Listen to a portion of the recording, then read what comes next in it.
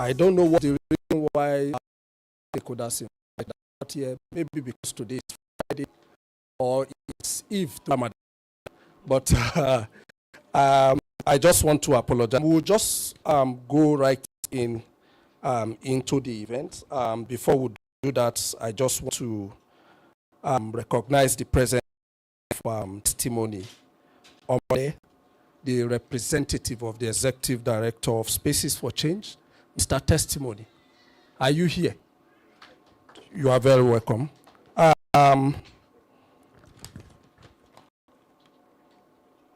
Also, I would love to recognize the presence of the Executive Director of Data Fight Foundation.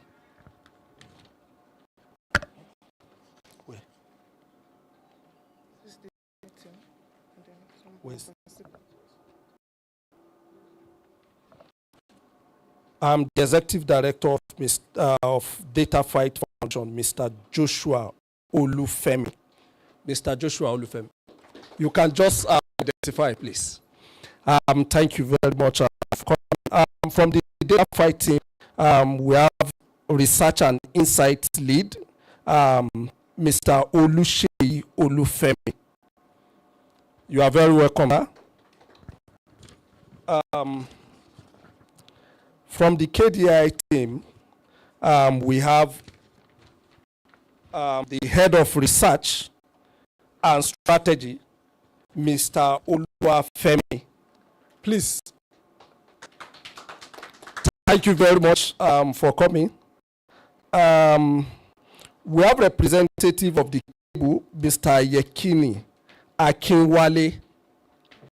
He's on his way. So we'll just take the recognition as we go. Just to go into the agenda, we'll have the national anthem. Please, let's rise for the national anthem.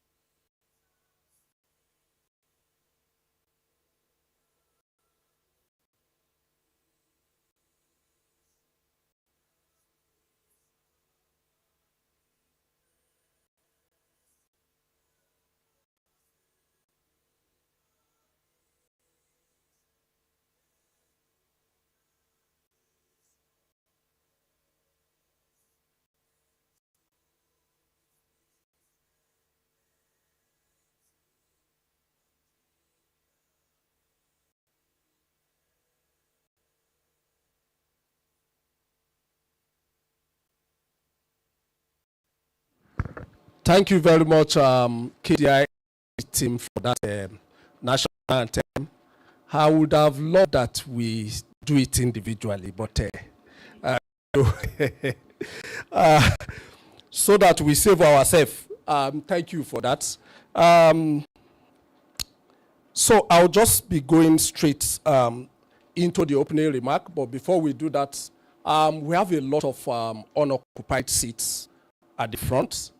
I would love that you just move forward, occupy the seats. If there is an empty seat in front of you, just move forward and occupy it, please.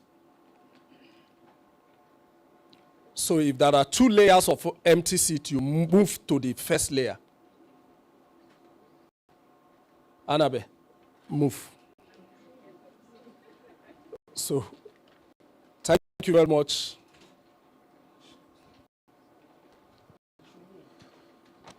Please come forward. Yes, please come forward.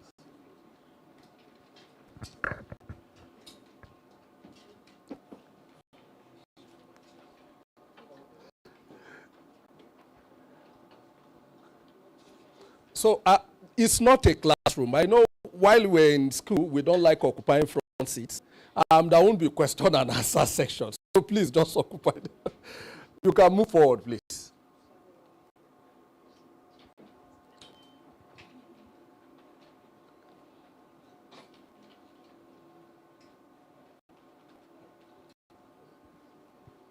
Go forward.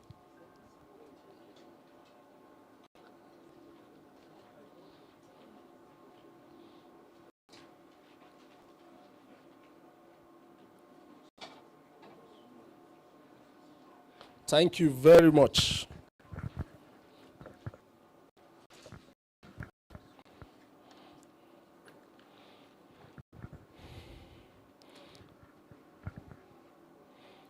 So I'll just do a bit of introduction and we'll move forward. We have in the room Mr. Busola Ajibola, the director of CJID. Sorry, so sorry about that. You know, it's a unisex name. So thank you very much for coming. We have Dr. Leon Usigbe. Is Dr. Leon in the room? Oh, you are very welcome, Dr. Leon.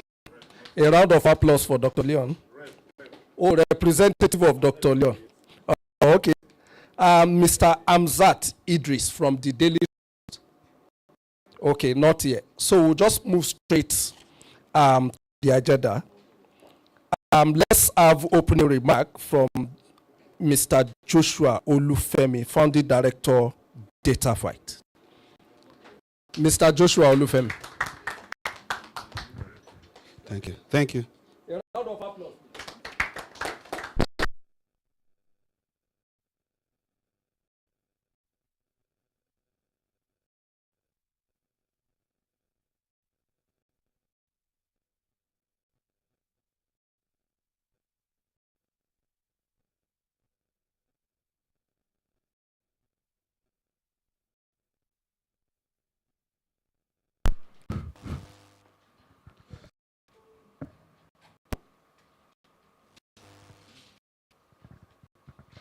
I don't know how many people laugh when I say up NEPA.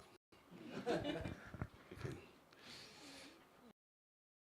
It's interesting when we were reciting the national anthem, a lot of great themes there, such as we will pass down to our children, you know, or a flag not stained, you know, and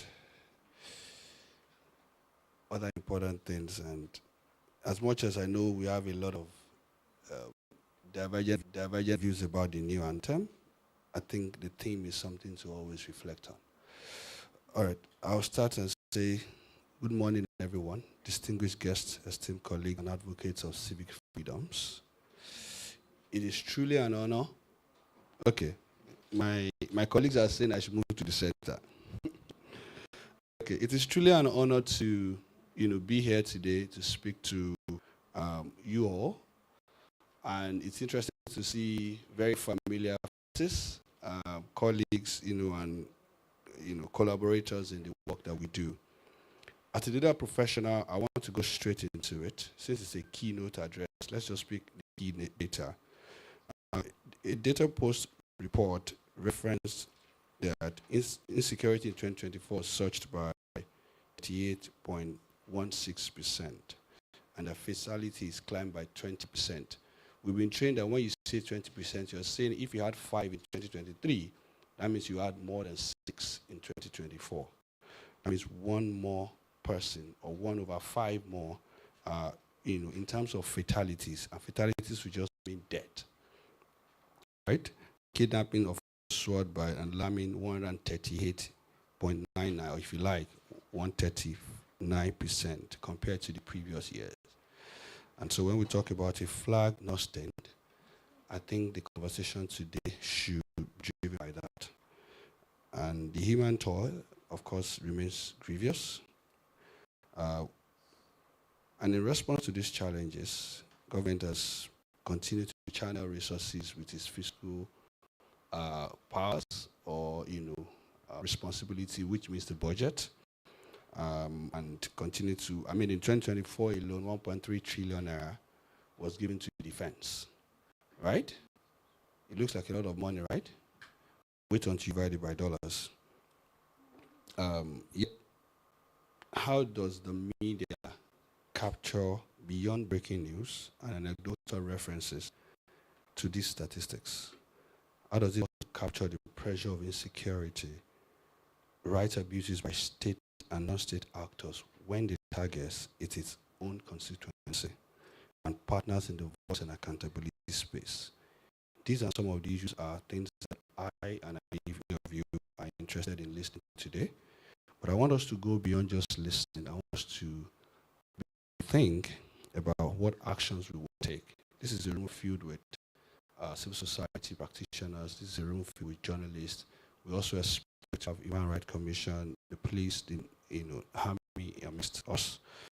And as you will see in the Data Fight Foundation's report about how the media reports these issues, some of the things that we realized is that of the 5 national newspapers that were sealed or that were assessed, there's a rising threat to civic actors. We also noticed that there is very much variance as to how much the media commits itself. A person who has worked in this sector for 20 years think we're seeing. And I'm wondering if we still have a future for our children. I'm going to just encourage us all to seize the opportunity just to analyze challenges, but to formulate actionable solutions that reinforce our democratic foundations. Let this be a conversation that spark policy shift, strengthen advocacy and ensure that public space remains a safe space for all. I know that's not the kind of keynote you wanted, but I thought that we should tell ourselves the truth and look ourselves in the face. If this is just another meeting or a place to move from conversation to action. Good morning, everyone.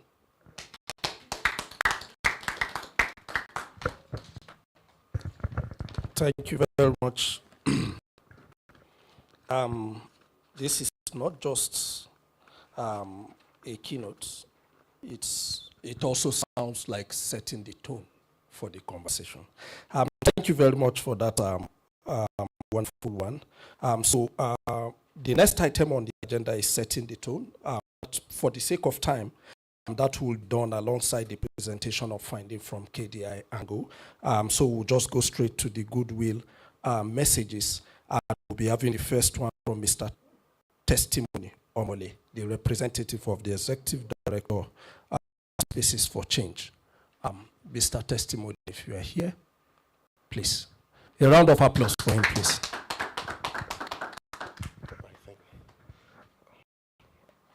Good morning, everyone. Okay, it's a great privilege to be here. Mr. Joshua has, I would say, in a way shaped the conversation already. All right, so just without much ado, on behalf of the Executive Director of Spaces for Change, Victoria Ibezimo-Pairi, I welcome us all to today's critical convening. And I would like to note that we might be wondering what's the nexus between Spaces for Change and the Action Group on Free Civic Space. So just a brief overview of the Action Group. The Action Group on Free Civic Space is a coalition of over 100 civil society organizations, activists, human rights defenders, journalists, who are working collaboratively to safeguard the Nigerian civic space from the over-application of the Nigerian security architecture.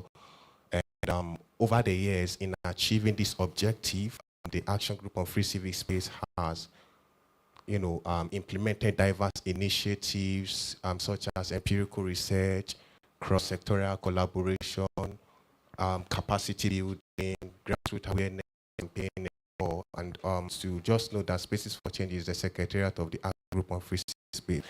In 2021, the coalition embarked on an empirical study to understand and identify the various means through which the Nigerian civic space is being constricted, especially under the pretext of national security and counterterrorism.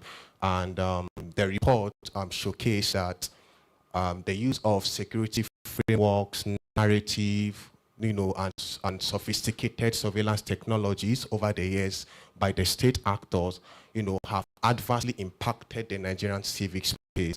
And just to note that it is concerning and at the same time surprising to see that even years down the line, the subsequent report by Kenya Development Initiative and Data Fight Foundation also corroborate the earlier findings, which in a way suggests to us that the problems still persist. This is not a call to pessimism, but then just like Mr. Joshua has rightly noted, it is a call to action. And given the complexity of this issue and the multifaceted nature, I would say that it requires the convening of multi-stakeholders, diverse stakeholders from different sectors to actually not just have a conversation around the issues, but to explore different strategies through which these issues can be addressed. And I think today's convening is a step in the right direction, and I would urge us all to take advantage of this conversation, explore different strategies through which these issues can be addressed, and to also leverage the opportunities within our confine, whether as a civil society actor, whether as representative of security agencies, whether as a media practitioners, or whichever sector. And just to also note that in corroboration of these reports, that the Closing Spaces database of Spaces for Change, over the years have also tracked different civic space incidents. I mean, from repressive attack on journalists, from censorship to repressive attack to criminalization of protest, freedom of assembly and association, and all.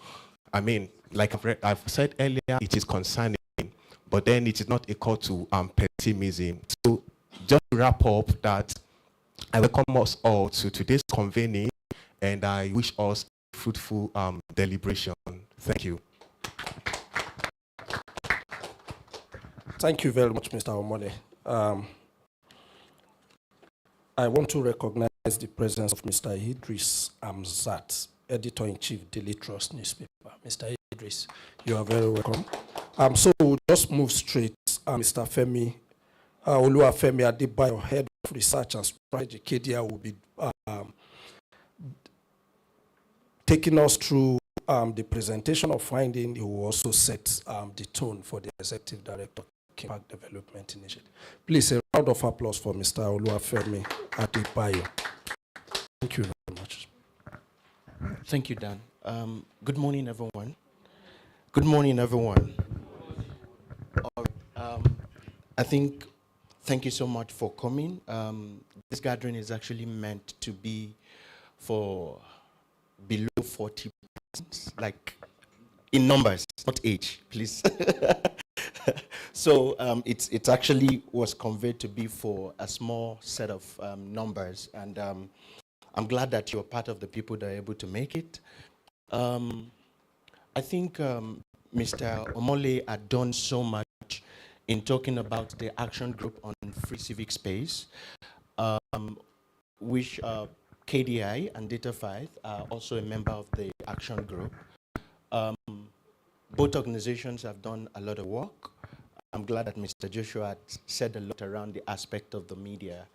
For us at KDI, leveraging on all of the data that are available, which I will personally be speaking extensively on, we took it a step, you know, a bit on the other side from the angle that has to do with security in itself, looking at the interplay and the nexus between security or the response of the government to insecurity in the country, and how that affects the civic space. What we've been able to do is to go back in time for about 13 years and look at the trends and look at what has happened over time. So that's the basic thing that we'll also be talking about. And of course, DataFight as an organization also did a lot around the reporting of these things. At some point, this will be connected for us to see how that works. And unfortunately, there's so much repressive tool out there. Somebody is, please don't chase me. Don't. Thank you. So, unfortunately, there are so much of repressive tools out there that most likely, please go back to the first slide. I'm not in this already. All right, thank you. So, and unfortunately, maybe so many of us are not really aware of some of these things, or we're aware of it, but we don't really take cognizance of it, like put into consideration in some of the things we do. And they exist. You know, I was talking to a colleague sometimes back. If government, Nigerian government, or you know, any government, want to focus on you, right, and want to attend to your matter, let me use it like that, it is then you will understand that your TV in the house, you're supposed to pay tax on it. They will remind you. We are all watching TVs, right? Like we have our TV and all of those. There is a law towards the fact that you're supposed to pay tax. In short, land use charge also exists in Nigeria. I think that is common these days because most governors even want to use it to generate revenue. These are some of the things. He spoke a bit, or maybe extensively rather, on the around some of the laws around countering terrorist financing and laundering laws and all of those. But all of these things are there. They are put in place for something. But however, there is also the sinister motive that some of these things are being used for. So a lot we'll be talking about today around this. Please, as important as this conversation is, please don't get carried away. It's going to open us to a lot from both organizations. I'm glad that we're also able to work in collaboration with DataFight, which is an organization that I work a lot with data. For us at KDI, we also do joke with data. So today, you're in the world of data. I think that's the word, right? You're in the world of data. So please, let's sit back patiently. And, let us go through the journey together. It's going to be thought-provoking, I believe. It also promises to be very interesting. For us, we call this Inspires. It's a project that talks about illuminating new solutions and innovations for resilient spaces. And one of the things we'll see in here is that there is a need to start up looking at these things from a different perspective, other than the conventional or the traditional way we've been looking at it over time.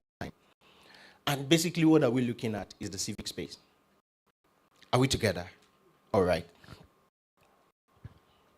So, if we move on to the next slide, I think clearly I've mentioned this, I've explained all of this. The whole idea is working with DataFight activity on this project to ensure that we have data to work with. So each organization have its own role and what objective they're going to be fulfilled on this. It has earlier been mentioned that scraping of data across the years, looking back, for us we looked at about 13 years, I think for DataFight is about 10 years, if I'm correct. We looked at it from even the history moving forward. So as much as possible, what we're looking at as KDI is leveraging on this data, looking at the interplay between security government response to insecurity in the country, and how that have affect the civic space over time, while DataFight is actually looking at the aspect of the digital right, and of course, how media have been able to report this. So, henceforth, I'll be dwelling extensively on the first aspect to the objective for KDI, talking about the interplay between government responses and, of course, the civic space. So one of the things we've been able to do is also to bring in technology, most especially to be able to have predictive modeling, statistical models to be able to look at this data, analyze the trends, then predict into the future what is likely going to happen. I think I've explained a lot around the rationale of the study. It is very important because there's a need to create a balance. The government will always talk about national security, which is important, because the Constitution made it very explicit that the primary responsibility of any government is to protect lives and what? Properties. So if they are going to be protecting life and properties, at the same time, we the people also have that arena, that environment where we're supposed to operate in. And of course, to do a lot of things, to hold the government accountable, to express ourselves, to talk about things. But if the same life and property that the government is supposed to protect, they're using that tool or possibly as maybe like the reason why they are going to be repressing the same people that they are protecting the life and properties. So there's a need for a balance. That is what this conversation is looking at. Of course, one of the things we are looking at is the trends pattern in the restriction of civic space. We looked at what are the likely shifts that will be in the future in terms of the dynamics, and how the government responses in the real sense and practical terms have been able, to infringe or possibly restrict Nigerians and of course civic liberties and digital rights. Let's move. This is important. This is important because it is important for civil society like ours, most of us in the room, to be able to also have information to work with. It's important for policymakers to be able to formulate policies that are also human-centered as much as we can. For us, we use a method. We brought in case studies from secondary data collection mechanism, using case studies to buttress some of the points that we have. We also have, of course, the quantitative and data analysis process or data collection process, where all of the news reports that were scraped were actually turned into quantitative data. I mean numbers. I think basically that's just the point. Let's move quickly because of time. There's so much. Yes, for us we have scope in the study. We're not looking at so much in the real sense, because by the time we start going into the civic space, we start having conversation on human rights. We start having conversations that are broader, but we have scope. In short, in our definition of civic space, we also have areas that we looked at, because it is vast. In short, when you talk about civic space, you can be going into economy, and you're still having a conversation of civic space. But for us, we're seeing it as the way, the context, and contextualizing it to Nigeria. Of course, like I've been mentioning, 13 years, from 2011 to 2024. We looked at it from the angle of the 36 states, including the Federal Capital Territory. Sometimes I'm tempted to say 37 states, but we've been told that it doesn't have a special status. So 36 states and FCT. Then for civic space issue, we looked at restrictions of freedom of assembly and association, restriction on freedom of expression, attacks on journalists, activists, and civil society. We looked at unlawful arrests, either politically motivated or those that are unlawful, police brutality, of course, proliferation of restrictive laws, and of course, restriction to access to information. One of the things we also discover is that it seems there are deliberate attempts to also restrict information from getting to the ends of the people that will use it. So for us, it was like an heated conversation. There are individuals, even working in civil society, that still do not believe or agree that access to information is actually a fundamental human right. Some much do not agree with it because different argument against that. Oh, it's not in the Constitution. It is not expressly stated. Oh, it is just freedom of speech. There is no information, different things. But by the time you look at the principle, if you look at the provision of the section that talks about fundamental human right, you will see where it can guarantee press freedom. So these are some of the things we looked at just to really define the scope so that we don't look at subsequent conversation from the broader sense. We just look at it from this. This is very, very important to us. Thank you. So, of course, we believe that every study has limitation, and we're not shy away to let you know that there are limitations to it. We all understand that in Nigeria, and this is what we're dealing with also, we understand that there are still some kind of reporting, even in the media space. So we leverage data that are actually coming from the media space, which is also one of the things we are trying to assess. In short, I've seen situations in this country where there are divergent figures in the number of fatalities based on some insecurity incidents, either terrorist attack, bomb blast. There are divergent numbers. This media house report that it is this number. The government say no, this is the number. That happens a lot. We've seen situations in this country before where there is more like self-censorship, even from the media, because of the decision of the government towards some of the reportage.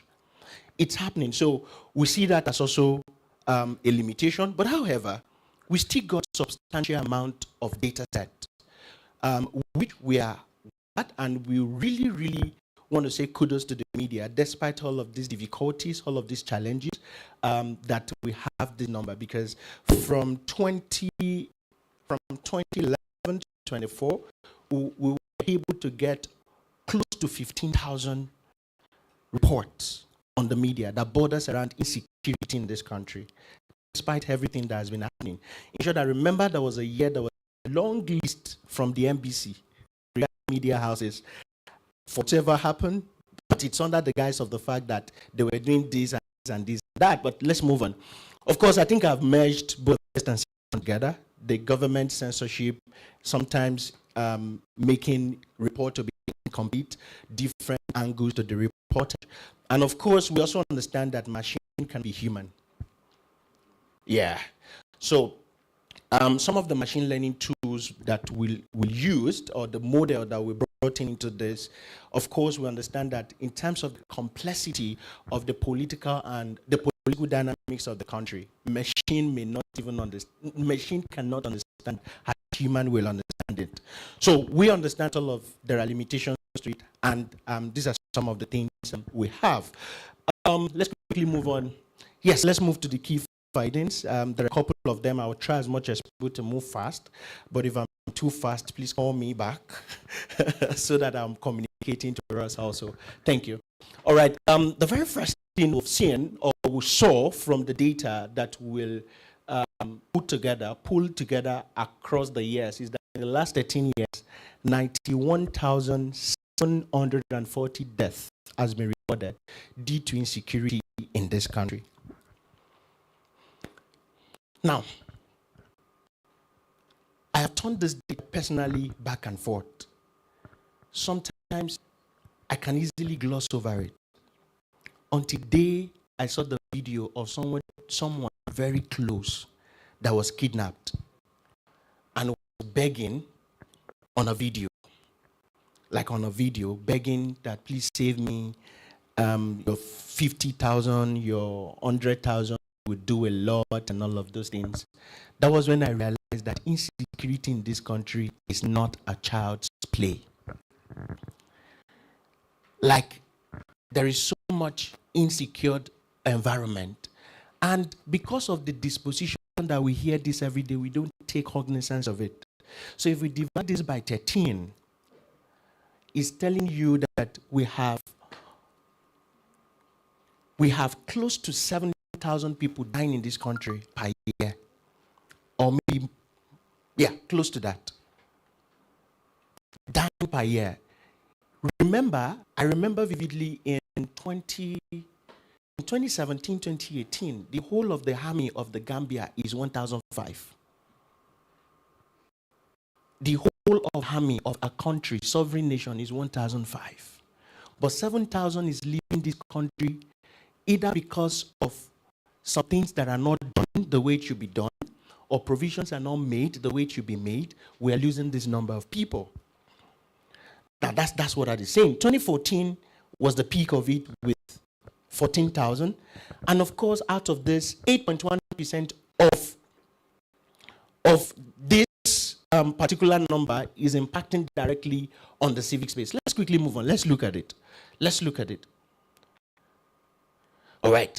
So the incident of insecurity that we're able to look at is 14,771. And out of it, we have the 91,740 fatality across the 30 years. All right, let's quickly move. And these are the breakdown per year. Sorry, permit me to just move a bit.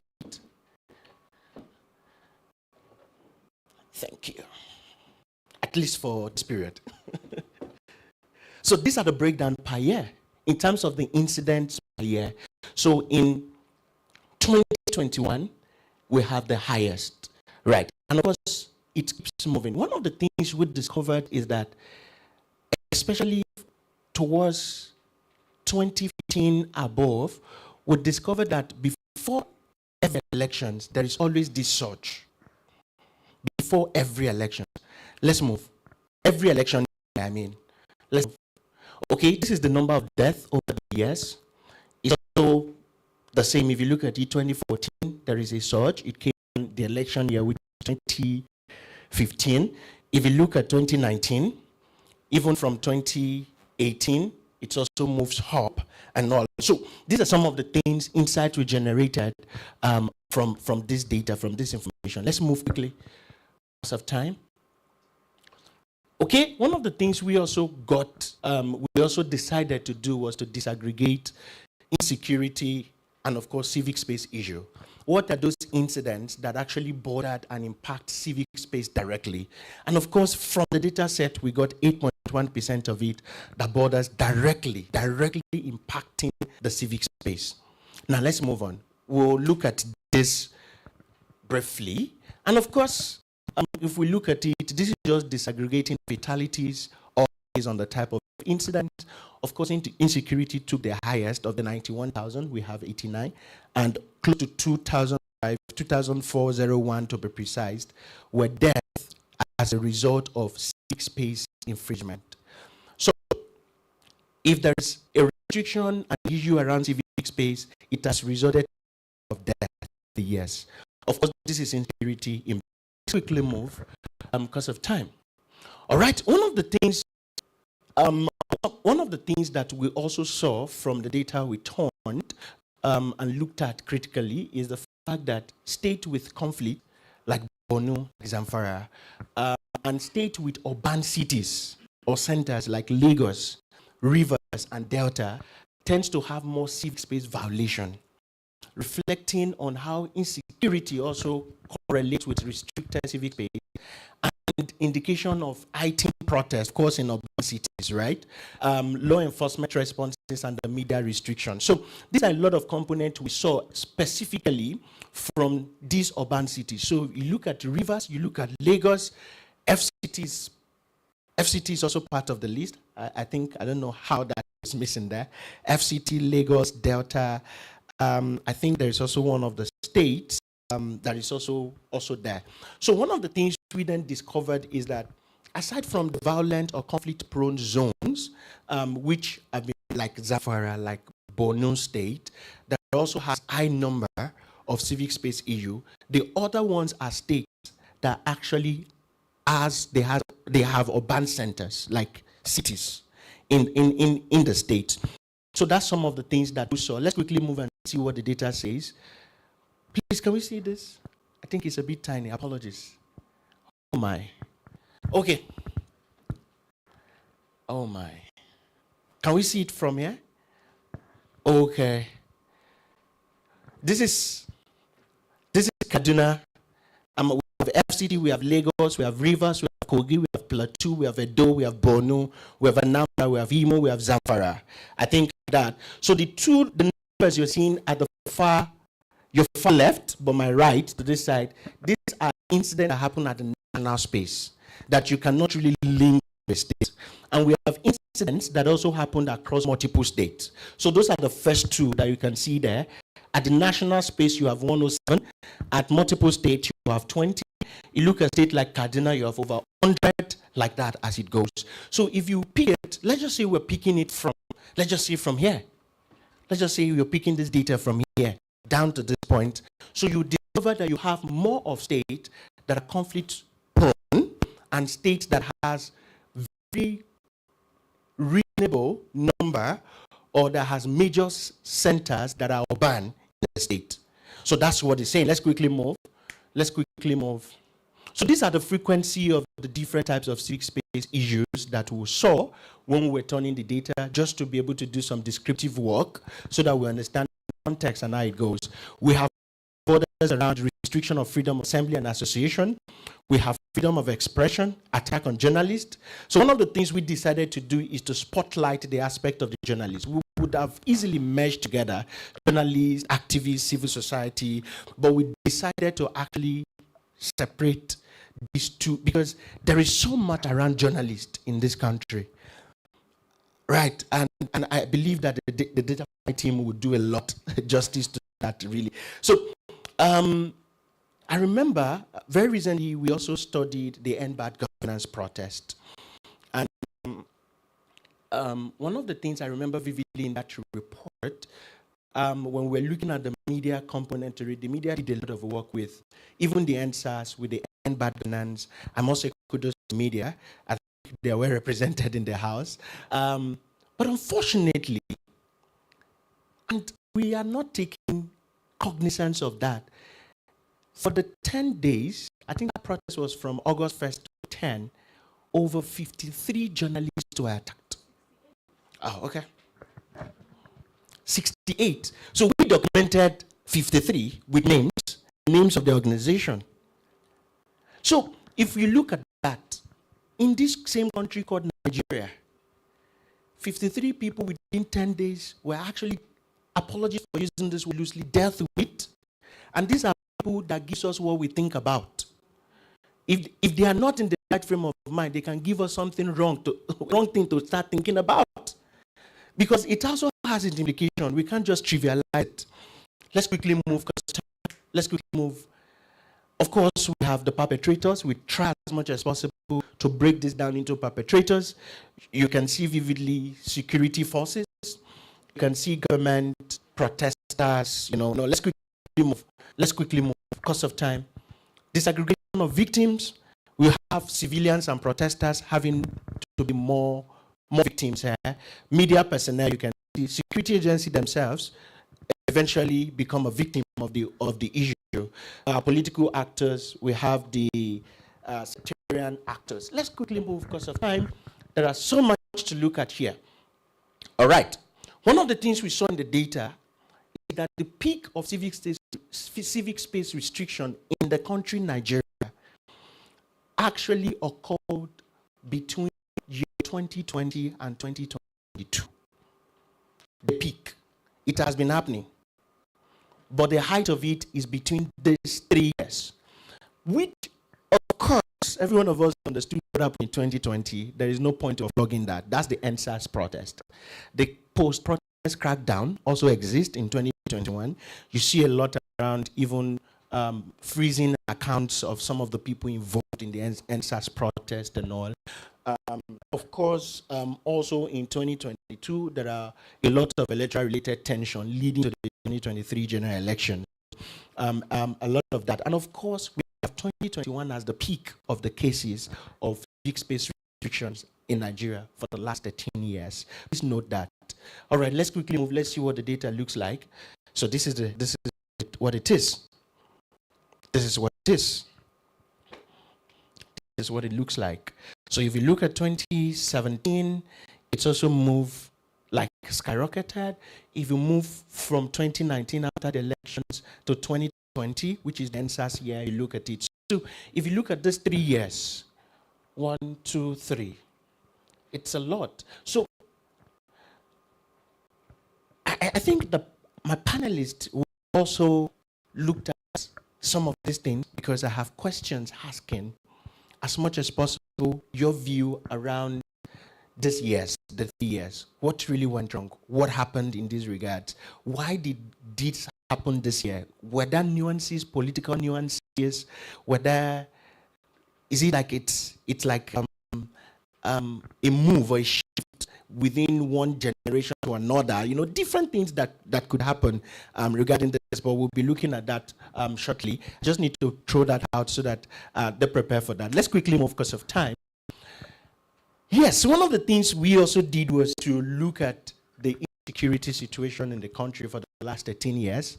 And critically, this is not for any reason, just to look at how this affects states. So we decided to do some ranking and see how these things affect the state. So we looked at states that were secured even in this whole thing when we have about 15,000 incidents of insecurity and over 9 death, the state. So we discovered that Jigawa, Ekiti, Osun, Abia, and Kwara are actually in the ranking of whatever has happened in the last 13 years feels like the most secure state in the country. Of course, in terms of geopolitical zones, we then look at how geopolitical zones fare. I know many of us are not expecting to say Northeast, but of course, Southwest and Southeast were relatively stable in the last 13 years. Now, there are a lot of conversation when we're doing our desk work, we're doing our desk review of this around the Southeast. And I'm tempted to actually talk about some of the points. I remember vividly, we also work a lot around electoral security in Nigeria, and we discovered even from elections, and even going into the normal circle of life outside elections, we discovered that the Southeast, in the real sense, before this man, I don't want to attach it to him, please don't quote me out of context. What was the name? The senator in Imo State, the former governor. Rocha Okorocha. Before that time, for him, of course, I'm not saying he's the one that caused it, but before his tenure, the states like Imo, places like Imo, even till now, places like Abia, seems like there is some relative peace in Abia State. But before that time, state like Imo, so pre-2015, there were relatively peace in the Southeast. So all of this issue really started, and it started coming up massively post 2015, 2019 in the Southeast. So when the data, so I'm just calling attention that this data is looking at 13 years back. So for us to be able to look at what it is. Another thought that came out of this report, which we will still share with everyone, is the fact that we saw some level of I won't call it blackout. But there is this level of, I think, let me use the word underreporting from that zone, even after 2019 upward. Are we together? So this is me telling us as civic actors, as civil society individuals, or people working in that zone to really look at some of these things. Because it seems pretty well, remember that the data set is from the media. There is so much happening, but not getting to the mainstream.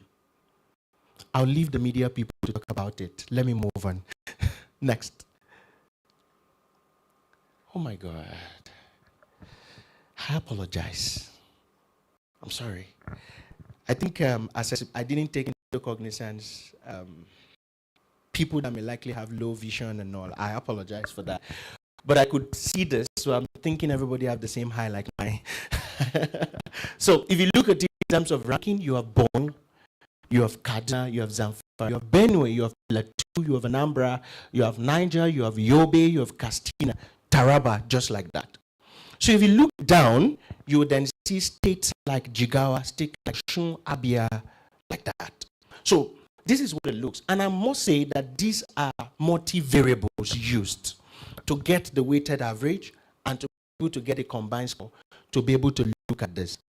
So in terms of whatever it is, this is not the feed. What feeds into this is not just a single variable. It's multi-variables that actually take into consideration frequency and intents of whatever is happening in the state and the frequency of whatever is happening in the state. Let's quickly move. Time is of essence. This is what it looks like in terms of geopolitical zone. So we have the northeast, we have the northwest. So it seems that the southeast, southwest, south-south. So more of the southern part, maybe relatively, looks a bit stable in terms of security in the country. Let's move. So we decided to do the ranking also in terms of civic space, but let's move on. Let's move on. This is what it looks like in terms of civic space in the geopolitical zone. The North Central seems to be the most affected in the country in the last 13 years. Northwest, Northeast, Southwest, South-South, and the Southeast. So this is a lot of, this is some of the things that we need to now start thinking about. And we did all of this disaggregation to also help as much as possible with targeted responses from each of the individuals. Let's quickly move because of time. Yes, I think I don't really have to do so much work here because when we started doing this, we used about 3 different statistical analyses to be able to get what is the correlation, or how strong, I think that's the word, is the correlation between security issues in the country and the civic space restriction. We try as much as possible to do a lot in these regards. But what we saw, for instance, we have examples of how that actually affected the space. So, in short, it was also this data that made me, I said it in the office and I was about weeping, that there was a time in this country that there was more like, can I use the word attack? Permit me, I'm trying to use this word loosely. There was a state in Benue. Dan, you always remember that location. Zakibiam. I have only known of Bayelsa, Odi. But it was this data that made me realize that a whole community, completely.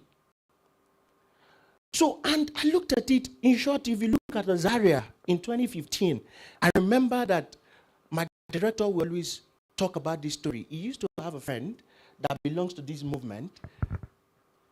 The friend, the family, the daughter were all gone a night. The same night, the family wiped out. So if you look at it, these are some of the things. It's high in the country. Emergency laws and curfew, you know now. Even the first few hours of the bad governance protest, curfew were just going on and on, declaring restriction. So let me quickly move on. There are quite a lot of them there. We'll see it. Let's move. Time. Of course, we have internet and social media restriction. Twitter ban will be the number one I'll mention here. All right. Another response is the censorship and media suppression. We have a lot of examples for us to see here. Let's quickly move. Public gathering restriction. I think it's a continuation of the previous one. Counter-terrorism law and targeting activists. We can see it all there. In short, a very quick example I can give without even racking my head or wasting time is that to remember the people that were actually charged, or the minors that were charged for treason. Hello? All right. Digital surveillance and digital monitoring. I think Mr. Omol giving his remarks around some of the sophisticated weapons that, surveillance tools, that have been deployed most times, even in terms of communication. I remember there was an event I went to, and there were people stationed to check our phones to be sure if is it call forwarding, or maybe they are tracking our lines. There are a couple of us that it was active. They were tracking our communication. I think there is a code for that. I'll leave Promise to talk about that code much later. You give me the code so that I can talk about it. So sometimes we can check. I think it can even be like you go to your phone settings and check for call forwarding. that can also show you if your call is being forwarded and is active. You can rightly check that here. Of course, it's not all negative like it is. Government response in Nigeria has also come with negotiation and dialogue with groups. We all like that in some instances. Judicial reform and special tribunals. There are a lot of that has also happened in the country, in the Fourth Republic. Police and military reform, it has also been part of the responses of the government. Let's move. All right.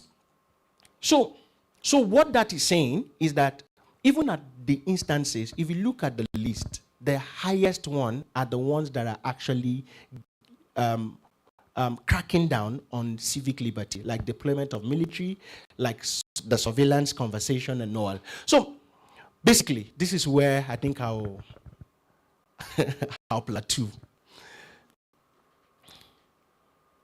There is so much, but I think I'll plateau here.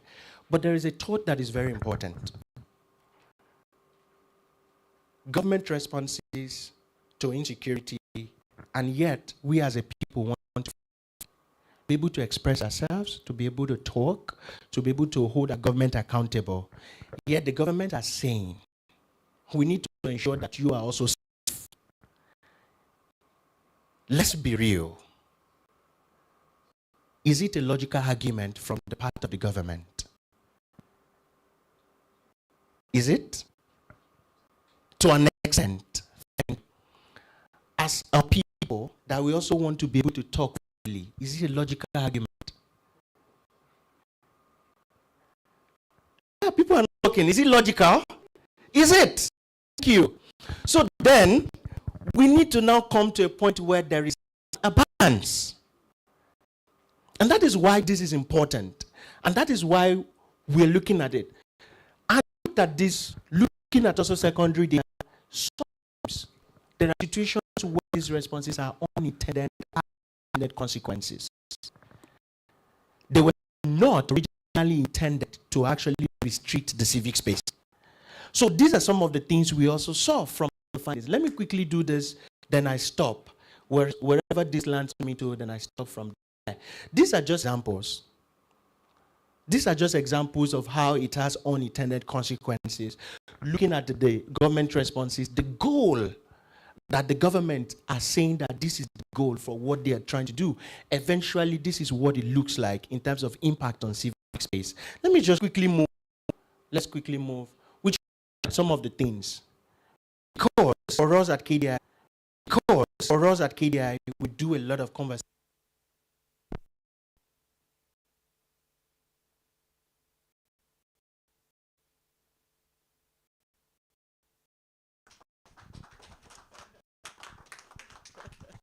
Okay, just that statement. Thank you. So, see, they're asking me to stop. So, but of course, I know whatever is there. So, we had a lot of conversations looking at this, poking holes into some of these things, to be a conclusion on some, of course, bringing experts and all of those things. After the 9/11 incident in the US, there was actually a law. There was a law that was most likely infringing on the freedom of assembly in the US. Right? So if you look at so that law, in short, I remember I was reading the book from there's a book called Democracy, was it Clinton, that was talking about, as of that time during the 9/11, there was a need to actually do that. So for that period of time, there was so much restriction on activities of civic space. But after a time, look at it. They said by 2015, the US Freedom Act was passed, placing restriction on the bulk collection of phone records and reinforcing judicial oversight over counter-terrorism surveillance operation. This is the extent the US went to even be collecting phone recordings of people, data privacy and all. But by 2015, they saw that this is not going to go well because it's infringing on civic liberty. So one of the things they did was to pass a law over the U.S. Product Act of the Freedom Act. Look at the word. Freedom. So that is some of the things we've been able to put together in the report. I think every other thing I have there are basically recommendation. Course of time, thank you so much for listening to me. I know you might like questions, you might have thoughts. Please, I want to beg you, please let's hold it. There will be panel conversations, people that are also, they have understanding of all of these things that we're trying to push out. You can throw questions to them. You can also call back to answer questions. But I think time is of essence, and I want us to really move fast. Today is Friday. Thank you. Oh, okay. Oh, my God. Okay. All right. I think it's just for us to move into the panel conversation. Oh, my. Thank you.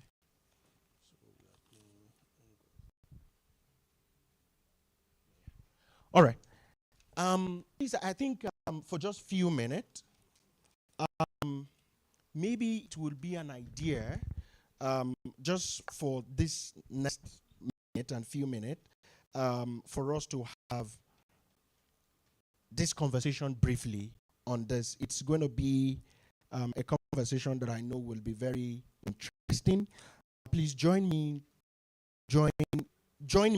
also to join me up here, the Executive Director of Vision Spring Initiative, Ngozi Nwosu Juba. Did I get that correctly? All right. Thank you. Thank you. And of course, joining us also on this conversation will also be the founding director of DataFight, Joshua Olufemi. Thank you. You know, there's so many people bearing Femi in DataFight. So many individuals. All right, thank you. At some point, I was confused. All right, thank you so much for coming. I quite understand of the tight schedule for some of us, and thank you for joining us. I think briefly, let's move into the conversation, and I don't have any other thing to ask, really, other than to just ask us, and we're going to take at least 3 minutes each for us to just give a thought, number one, on what do we really think about insecurity in this country and how the government is responding to it, right, without fear or favor. Now, the second question will also be, like the presentation I've said, could or can we achieve a balance between the two? Because both seems to be necessary. So beyond just all of these figures, beyond all of these things, I just want to also hear from us. I think let's start from Ngozi. Let's start from her. What are your thoughts on the aspect of insecurity in the country and now it's interplaying into the civic space? Yeah. Thank you very much. Good morning, everyone. Thank you very much for having me on the panel, and thank you, DataFight. I think I particularly like the fact that you're focusing on data and DataFight. Every day I open my email, it jumps in, gives you all the figures, because that's one of the things we talk about. We keep saying we don't have adequate figures to work. It's government responsibility to give us figures, but I think we can rely on civil society. We are probably already doing many things, as civil society fit into the role of government. I think it's great, that we have this data to work with. Last week I was in Southeast Nigeria. I was at a program also organized by Nigerian Bar Association with civil society organizations and then Action Group of Civic Space also. My organization is also a member. And we're having a conversation on what's fueling insecurity in Southeast Nigeria. And, it's not different from what's happening in other areas. What would be different is if that maybe different states or different zones are tackling it differently. And one of the things that came from that sitting, I hear testimony when it says we should move from, it's not a call to be pessimistic, but a call for action. And I think it's very important. what was agreed at that meeting was that it was important to know the number of persons that have died, between these years, especially when these issues of insecurity skyrocketed from, in the 20s till now. That do we have a data of number of Nigerians that have died?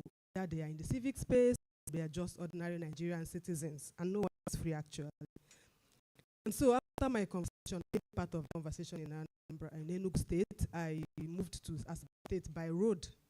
And I didn't start on time to count, but I counted 17 road blocks from Enugu to Asaba. Okay, that was when I lost interest.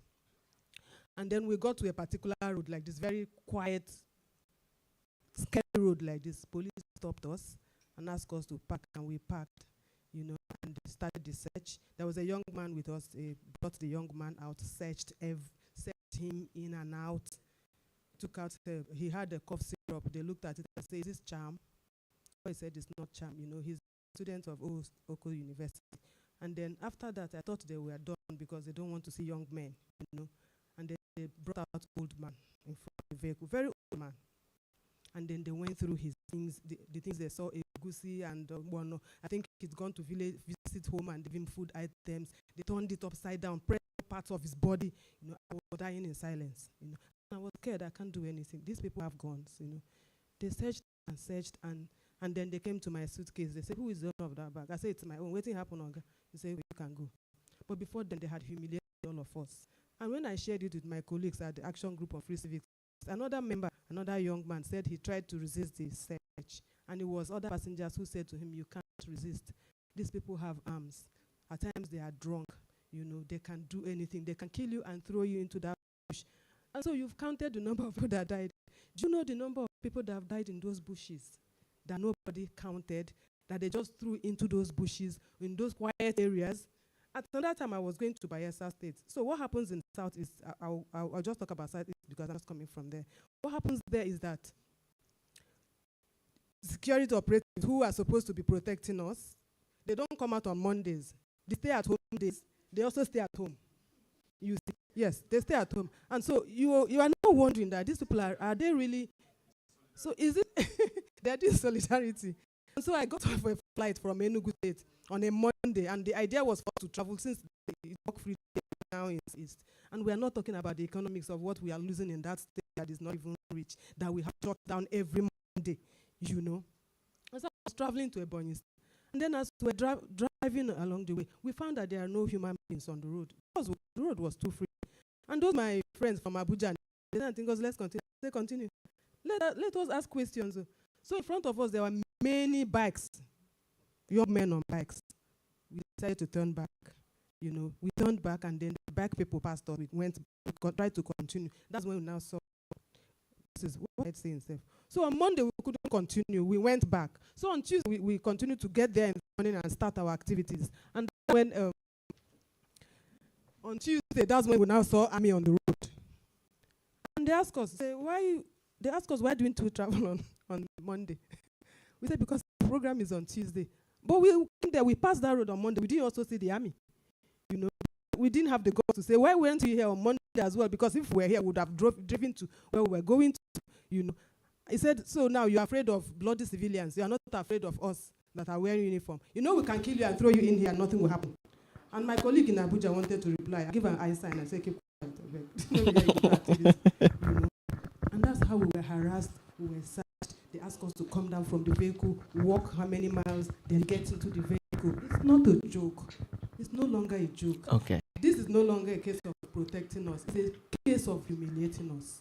Okay, so I think Ngozi also feels like the street is unsafe, basically giving practical examples of even those who are supposed to protect us that are also humiliating, just to use the word. Let me go to, I think we also have joined us on the panel from the Human Rights Commission, National Human Rights Commission. Please, thank you so much for coming.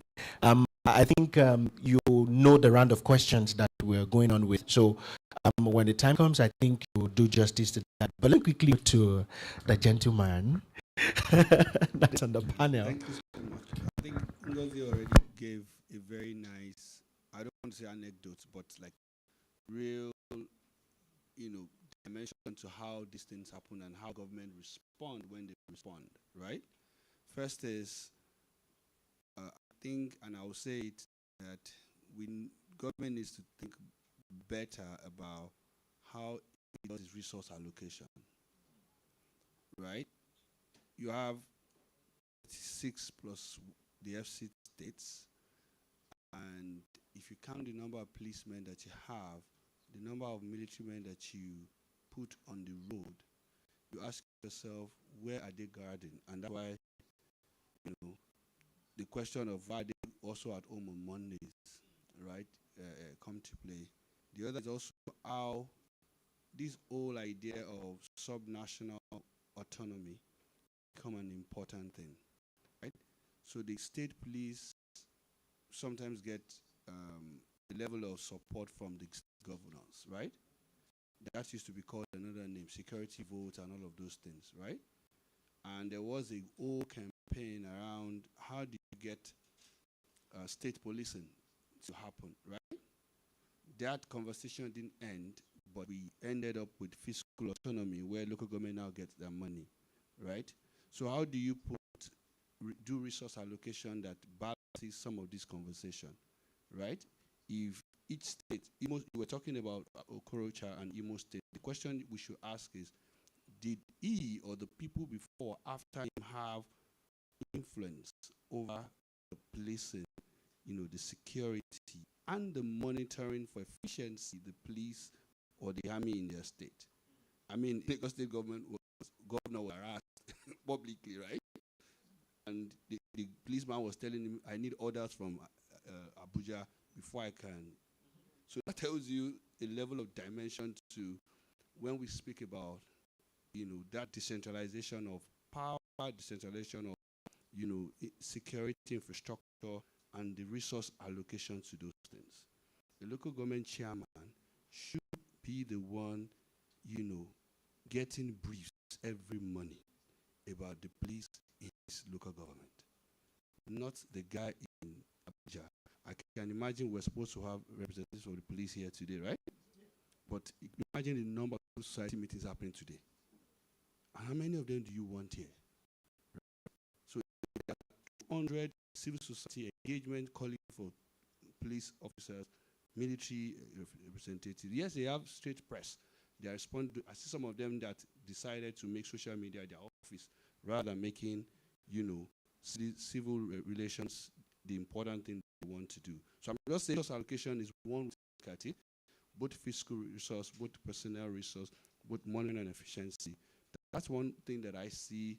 If we have anything serious we want to start to think about, we need to start to think about it. Maybe it brings me to the question of what has happened to Amotekun and all the tekun that are happening. What is it that they are doing? Right? So that's an experiment that I thought was necessary.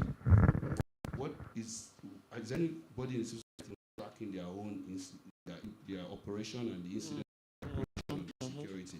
Two important things that I think we need to look at. Beyond that is also what and how we work. That's my constituency. For as long as the constituency wants to keep.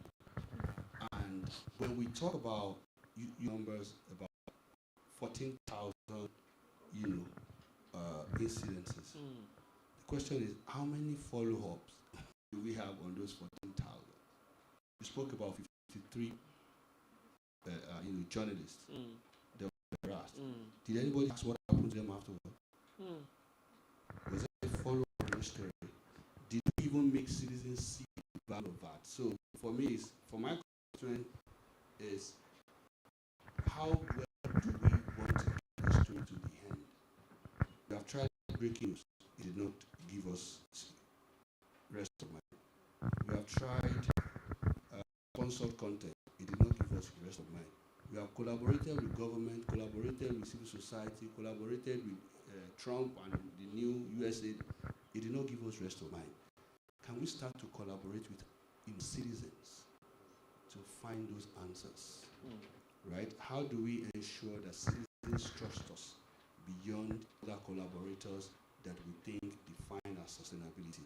I think that's something I feel we need to start worry about. And then I'll layer it on the data, which Ngozi started to talk about. First is how and which data do we use? A colleague called me, I think so it was 2022, and was asking me the number of people report on sexual and gender-based violence. But that colleague, very fantastic reporter, never knew that National Human Rights Commission has a report. Reports that. Like a database? No, apart from the dashboard, even reports like PDF on their website. Doesn't know that there is a. So for me, even the government data can be used to start to ask questions. Until we did the Gender in Nigeria report, we didn't know that government itself had reported that women said it's okay for the husband to beat them, especially when they born food or they go out without telling him. That was government reporting it to us, right? NHRC reports attack on data to say, hey, Mr. NHRC, hey, Mr. NHRC, what is the affirmative action post this data? Because I think using what is available to start conversation is a way to start. Yes, we go out, we report the new breaking news, we report the new attack, but how much of these are we translating into action? I guess I'll stop there. All right. Thank you so much. There is so much thought in that few minutes. Right. I think it's just a lot of questions which we could throw.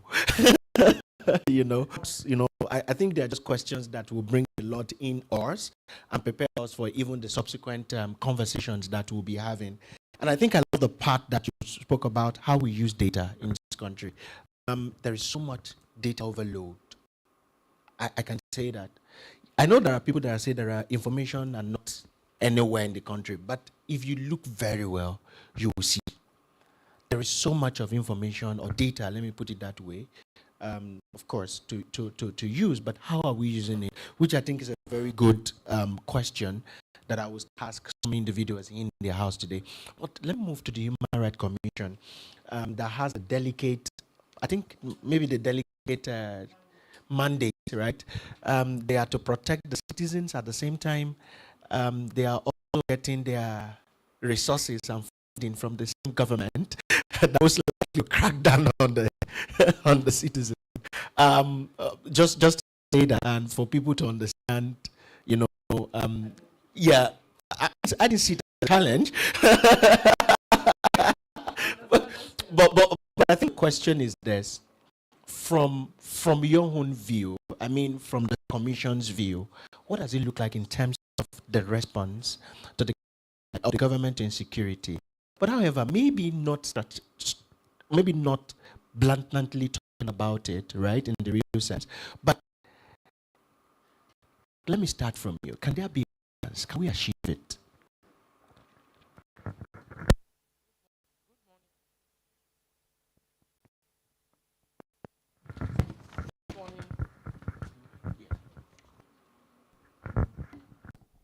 Good morning. My name is Sovanya Charity. I'm a staff of the National Rights Commission. Yes, there can be a balance, which is where we are going to, and I believe that is one of the objectives of this meeting. Oh, thank God I'm here. I believe this is a protective space for me, because when we are out there, when I saw on the panelists, the Nigerian Army and the Nigerian police, I was like, oh, we're here again. Because when we are out there, the mandate of the commission, in most cases, we even go out to train the Nigerian Army, the police, on issues like this. So when we are out there, sometimes if the training is 1 hour, we take like 30 minutes to fight first before we settle down and start the training. Recently, my boss was in the Northeast, and he said when he got there, very senior army officers asked them to come and keep down their phones first. They said, that is one of our rights. That was where it started. And some time ago, when judging for a program, we were there for the first few days, 4 days. Very senior army officers, lieutenant colonels, didn't know that there was a National Human Rights Commission. They like this Amnesty International. We say no. Yes. It starts from is the lack of accountability on the security architecture in the country, if we look at it critically. And judicial oversight, I think she mentioned it in a passing. I think that is also very important, because if there are no oversight, either from the legislative arm, either from the judiciary, or even from executives themselves, over it might really be a challenge or a concern.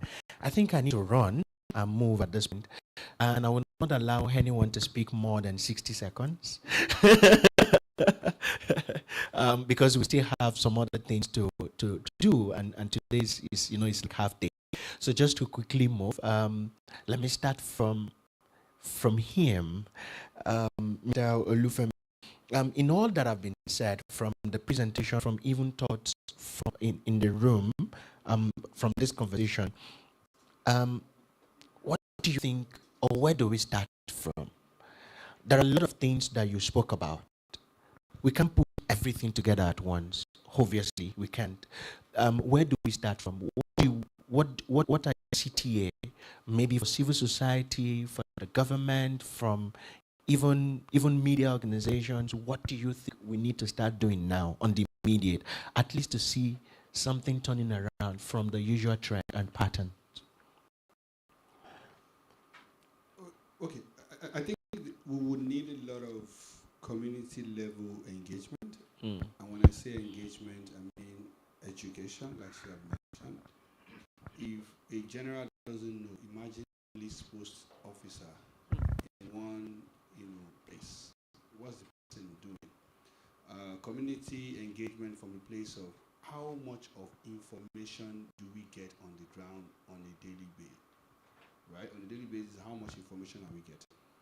So access to information, returning that information, and that it gets to the people on the ground. You referenced something, I think I have about 30 seconds to go, which is the states that you think there is now some what we call news desert, where there are no information. I remember in 2020, we said that Southeast was going to start to face the challenges that facing afterwards, because probably don't have some national reporting in that state. And history showed us the Northeast, we had only one TV station until I think, well, private TV station until maybe 2009 when GoTel came, right? It was always government news, right? And afterwards, we had insurgency, right? And I can tell you, I keep predicting it, that the next scandal, that this next security challenge we're going to have, watch out for Kogi State. And don't ask me how, just ask yourself, when was the last time you got a story from Kogi State, right? When the media goes down, when you don't have community level information in and out, you are down, you are ready for the problem. So if there's need to start to do security architecture, pay attention to that state and other states like that. You mentioned Ekiti. I don't know any report I covered. There was a lot of reporting accountability on Ekiti, right? And maybe that's why you see what you're seeing, right? The same thing happened a lot on Abia. You had the same about, there's a lot of civil society work in Jigawa, right? There's a lot of civil society work, right? As a matter of fact, I've seen about 5 subnational media organizations working on Kwara. So you can start, I can layer education, employment, media information literacy on your data, and I'll tell you, you have a thicker or deep correlation as to why we have it's the way they have. But what I'm saying is we need to go more grassroots for demand and supply of information. Thank you. Thank you so much. I decided to bend the rule because I wanted him to make a submission. But I'm very much interested in the conversation around Kogi State.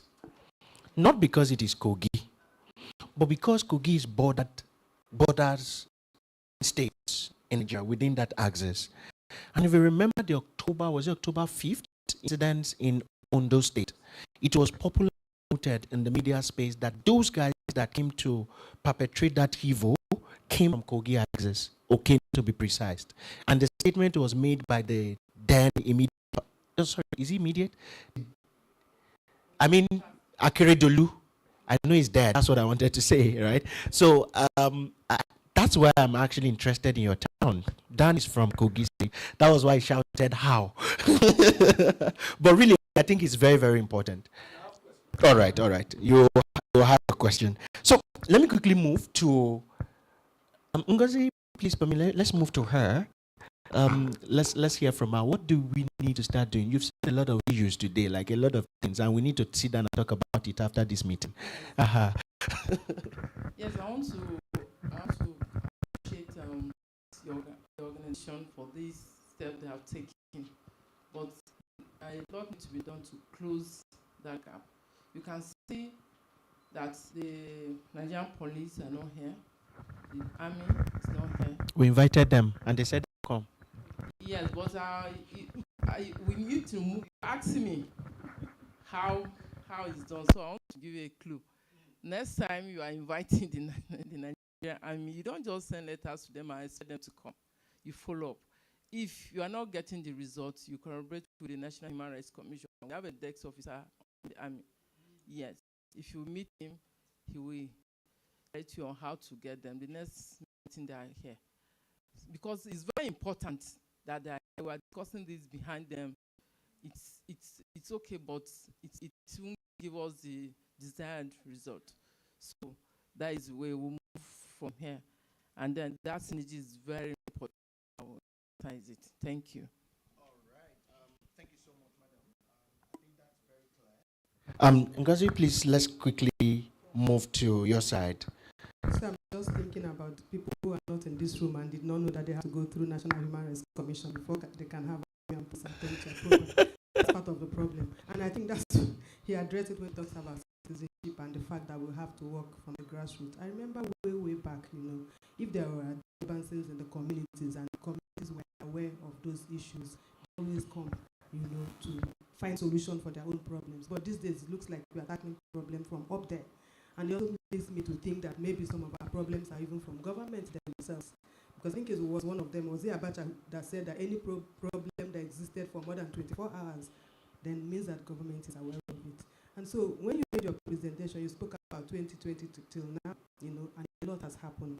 We've had insurgencies, we've had flooding in some states. Kogi was one of the states that suffered flooding.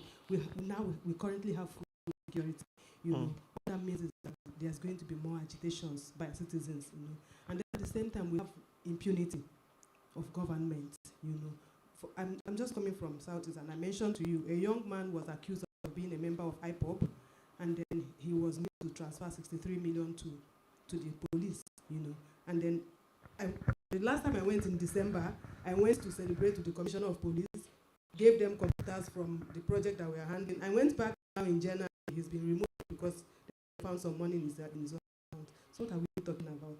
There's lots of impunity, And like you said, and I know that the media, they have tried, because I got the information, government is not funding me to do my work, so I don't expect, if they have reports that will put them in harm's way, they might withdraw, So we need to, this citizen that it happened to, is there a way that we can support that person to speak and say, it happened to me? And I know an organization that's a member of Action Group for Free Civic Space that's already taken up that case. So leadership, 2020, Imo State got a Supreme Court governor. That's when their issues started. Yeah, that's when their issues started. They haven't known peace. And I speak because I work from the grassroots. My organization is in Enugu and Anambra State. And a conversation. Thank you so much, Les. Don't worry. Hold on, please. Question. They are not yet, but because there are still other things for us to. We want to move as fast as possible, then combine all of the journey and answering together. Let's take a group photograph. I would love to have photography with my panelists.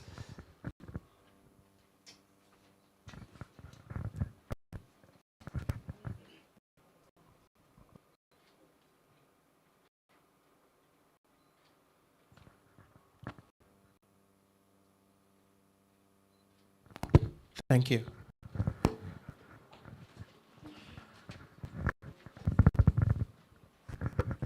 Thank you very much, Mr. Femi, for that wonderful session. I don't know what's the problem with Kogi State, my dear state, but Mr. Femi, you are always found in the place where Kogi State is being mentioned, and I'm not comfortable with that. So I think the question I have, I'll have to ask that privately. Probably I'll be able to get answers from here. Because when anything happens to Kogi State, we are sure the whole of North Central is in trouble. So we'll just move very quickly. We are 20 minutes behind schedule. I'll be calling on Ms. Fumilayo Babatunde for the presentation of data fight finding. Before she comes on stage, I would like to appreciate the presence of Mr. Yekim Akinwale. Is Mr. Yekim Akinwale in the room? A round of applause for Mr. Yekim. Mr. Adebayo Akinwale. Adedayo Akinwale is Mr. Very welcome. So you can just come up stage, a round of applause, please, for data fight presentation and your panel.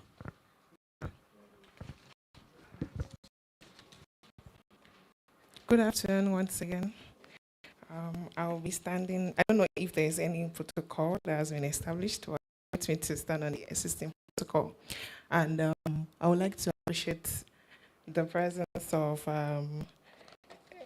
the media executives in our midst, from representatives from Daily Trust, Premium Times, Sherborne, CGID, and all of that I can mention. Thank you very much.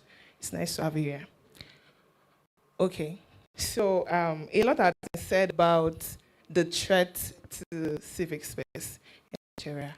And also, in the conversation by the panelists, they briefly mentioned the role of the media in shaping this narrative.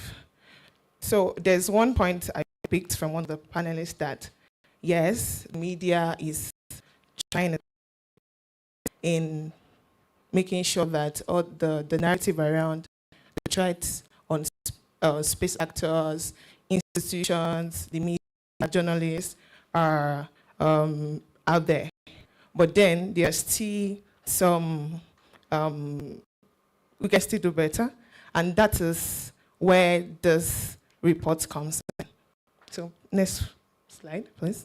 Okay, sorry, you can just go first, please. Okay, so basically the report is, so the first slide. Okay, so basically this report is about data fight analysis of media reports, of how media is reporting the threat of civic space actors and institutions. So go to the next slide. So for this analysis, we analyzed reports for 5 major newspapers in Nigeria. Next slide, please. Okay, so before I go to our key findings, why does the media need to report this threat on civic space? What is the background to it? So we all know, and a lot has said to say here, that Nigeria faces complex security challenges, and state actors sometimes misuse counterterrorism tools, security tools, to surveil citizens, suppress freedoms on part of the media, journalists, and civic space. So, example is the 2021 Twitter ban that restricted the right to organize. And then we also have the issue of strategic lawsuits against public participation that slaps. A lot of conversation is going on around that. All of these are being used to silence journalists and civic actors. Next slide. Next slide, please. Okay, so part of the response from both civic actors, civil society organizations, even the media, is the Spaces for Change Closing Spaces Tracker, and then the CGID's Press Attack Tracker that document the attack on civic actors and journalists. So, based on this background, the Action on Free Civic Space, a coalition of civil society organizations, with support from Spaces for Change, developed a security playbook to expose how anti-terrorism laws suppress freedoms, suppress the operation of civil society organizations. So in implementing this coalition, there's a critical gap that was spotted, and that is how are these narratives, this security narrative, how are they being framed in the media? How are they being shaped? Because the media is very, yes, it's a very, very important entity in our democracy. So, next slide, please. So, based on that particular gap on how the media is framing it, this report by DataFight analyzes media coverage of civil space in Nigeria in 5 Nigerian newspapers. That's Tribune, DCA, Daily Trust, Guardian, and Leadership. And we have some representatives from these newspapers here today. So this is not to judge these newspapers that you are the one doing right, you are the one not doing right. This is just like an assessment and evaluation of how the media is shaping the narrative around the threat on civic space. And maybe after we've heard the key findings, we all go back to our newsroom, strategize on how we can better shape narratives so that we can all get the outcome that we expect. Okay, so the objective of the report, I'll just quickly run through it because of the time. The primary aim of this research, just like I mentioned, is to analyze and understand the patterns, frequency, nature of reported attacks on civil space actors, including journalists, particularly focusing on incidents documented during conflict, protest, and demonstration. So for this research, we randomly sampled data from 5 newspapers that I mentioned earlier, and the sample size of 274. Please. All right, so the source, what's our data collection style? So the source of the data utilized in the analysis is derived from programmed queries conducted on the website of the 5 major newsletters that was covered here. And the time frame spans from October 2016 to October 2024. So with this data, within this data set, the information is organized into various categories, including news topics, subtopics, date headlines around the threats on civic space. Please, can we go forward? All right, so this is the key findings, and this is like the general overview. After this presentation, there will be a barcode that would use to where to download the report so we can properly review it. So the key findings for the 5 news papers that were sampled here, we have like 13 or 14 topics. We also have subtopics that are not here, but they are in the report. So for these major topics, we have physical violence on civil space actors, comprising civic, civil society organization and journalists. Then how the state actors are using legislation and policies like the Anti-Terrorism Act to silence the voice of civic actors in Nigeria. So generally, in our analysis, we noticed that 47% of all the reports are on reporting physical violence against civic actors. And we can see what comes next, legislation and policies. So incidents on restrictions on movement of citizens, journalists, civic actors, they had low coverage, as we can see, attacks on family and associates. This might not be due to intentional oversight or something. Sometimes it can just be like probably editorial focus or some other factors. Let's go to the next.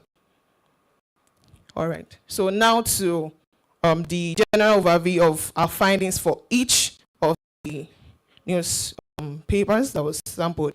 So for Tribune, we have 33.3% report on physical violence, 19.8% legislation and policies, and then we can see the reports on forced disappearance, misinformation and disinformation as smear campaign, they receive less coverage. Next one. All right. So the pattern is for the papers. But if you notice, we don't, like most of the subtopics are not covered here with leadership news paper. So we only have like 6 of them. Yeah? So yeah, incident on legislation and policies has 27.8%, physical violence 25%, attacks during conflict protests 25%, and then attacks on institution received the lowest coverage, which is 2.8%. Next.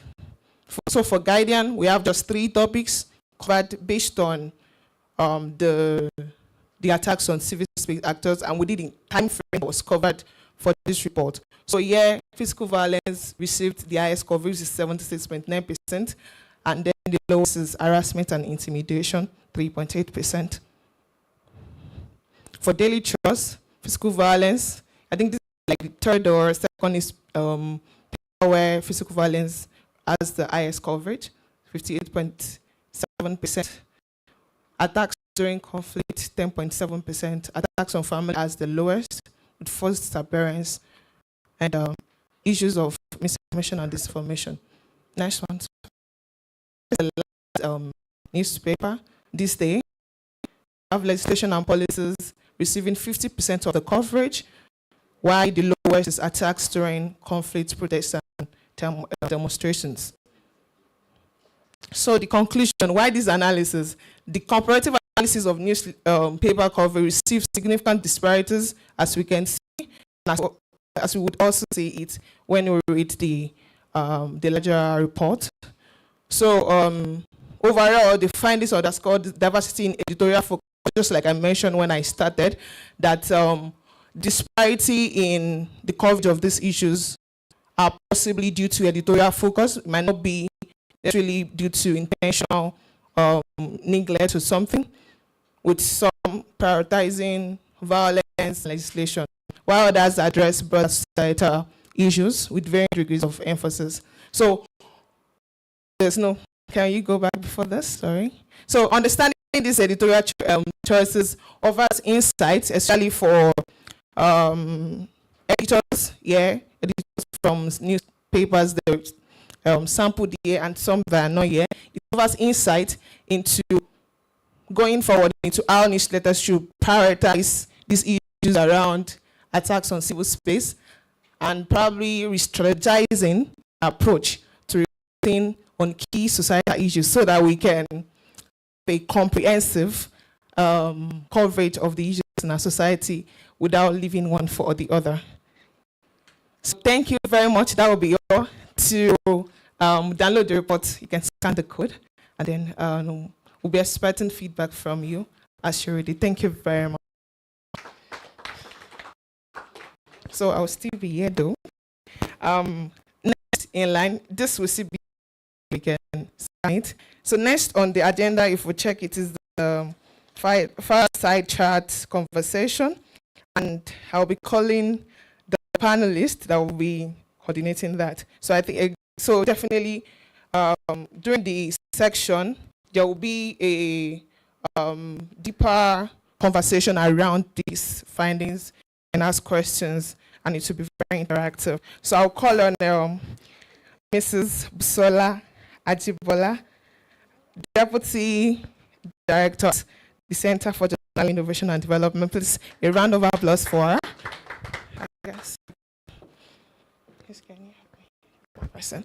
And then the second person here that will be answering different questions on the findings of the report is our research and insights lead at DataFight, Mr. Olushe Olufemi. A round of applause, please. So I'll be handing over to Busola. Thank you very much.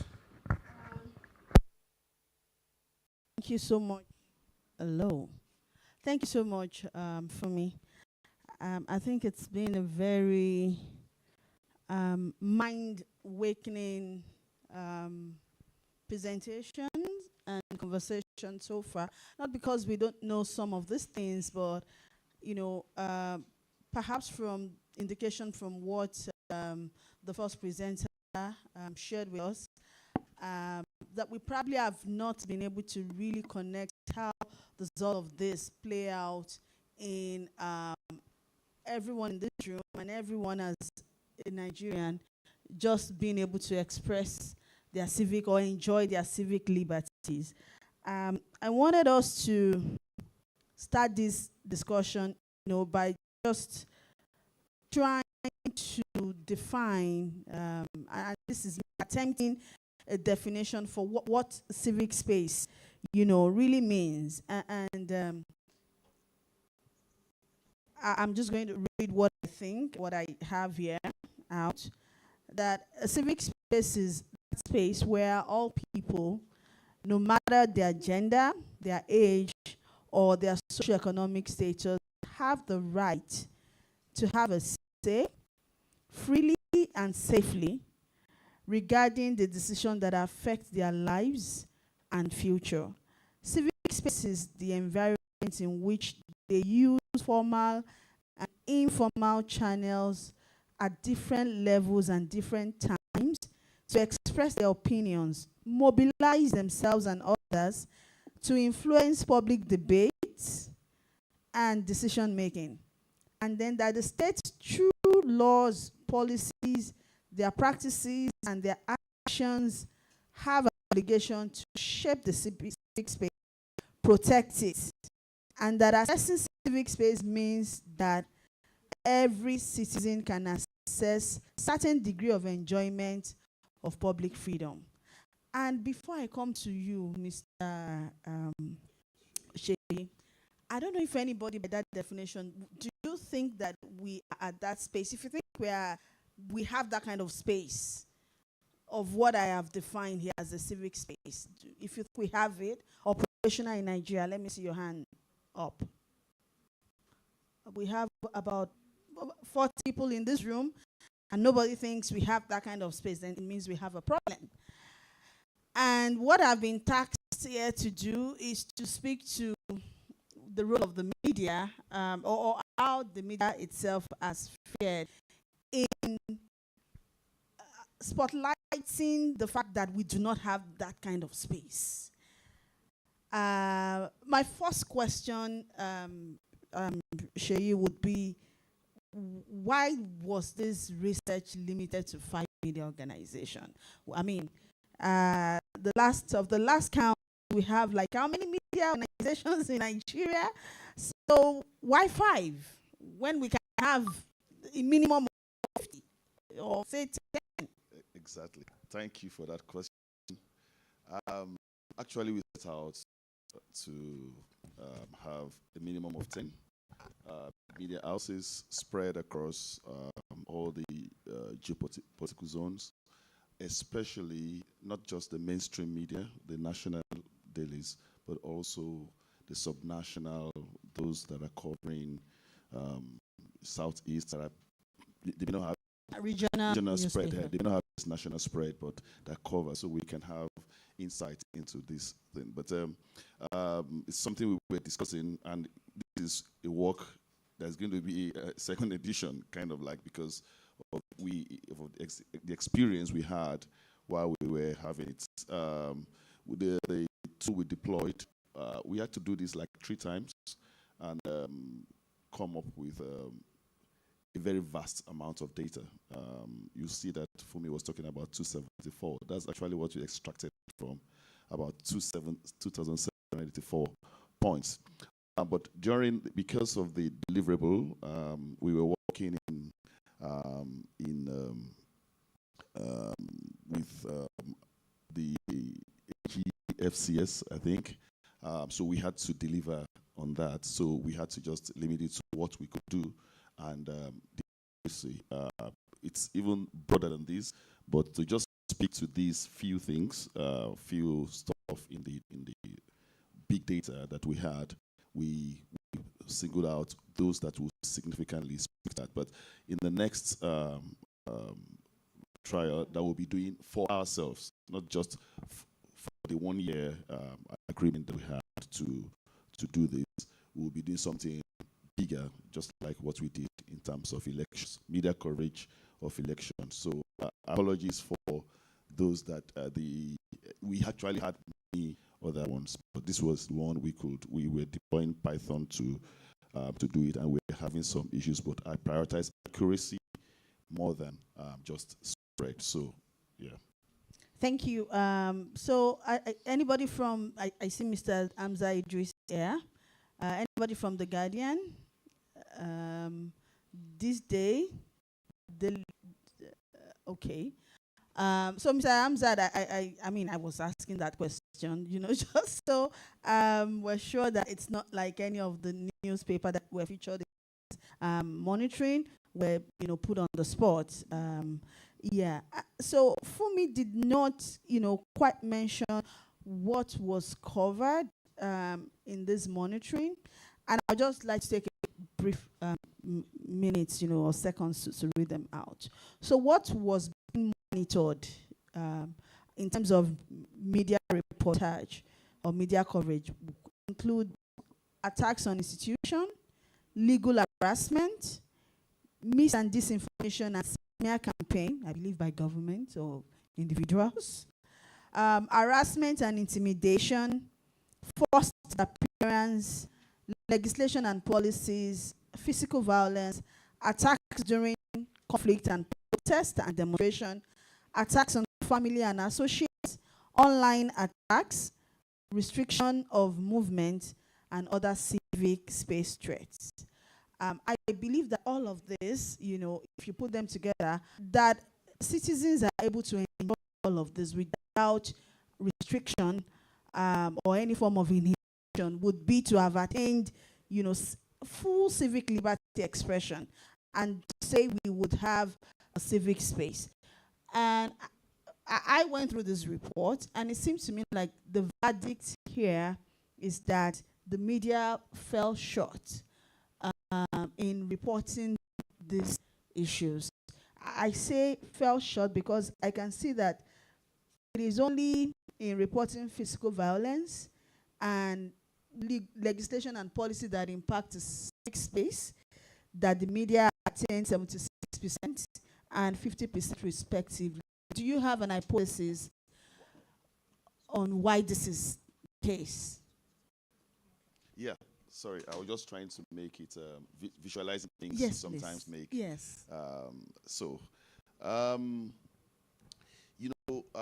Femi was speaking about the intersection of security and security and civic space. And civic space, stifling of the civic space, that there is a very strong correlation. There is when Olufemi was speaking also about supply side and the demand side.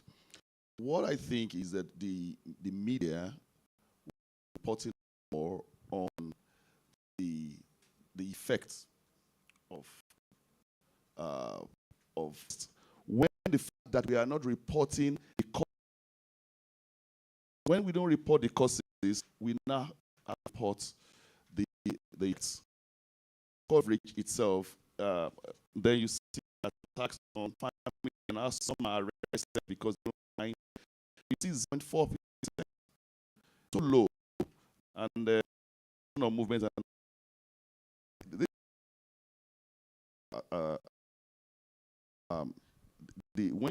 when you lock up institutions, when you lock up a media organization, for instance, a media organization, media is not all about civic space, just the most prominent. But when you seize this guy's camera, you seize the cameras, while they're doing, or you lock up that place, people cannot eat. So I wanted to ask you, while you were preparing to analyze, did you find? I noticed that you hear attacks, I think harassment and intimidation. Leadership newspaper only covered 8.3% of that. Daily Trust only reported that 5% of the total reportage that they are doing, right? In 10 years, just confirm. Yeah, that's just a sample anyway. I know. Tribune had only 4.9% in years. The Guardian had 3.85%, and this day had zero coverage of even harassment and intimidation.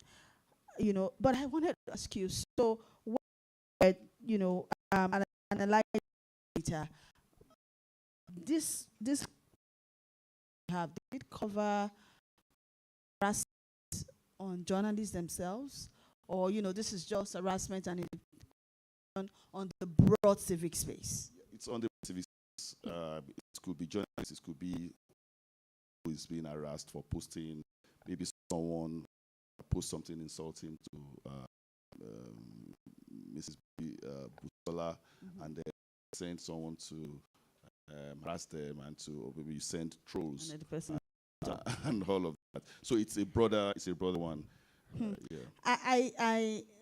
I'm trying to just have a conversation with you so you could get into how this came, but within the ecosystem, and I do some work around journalist safety and press freedom.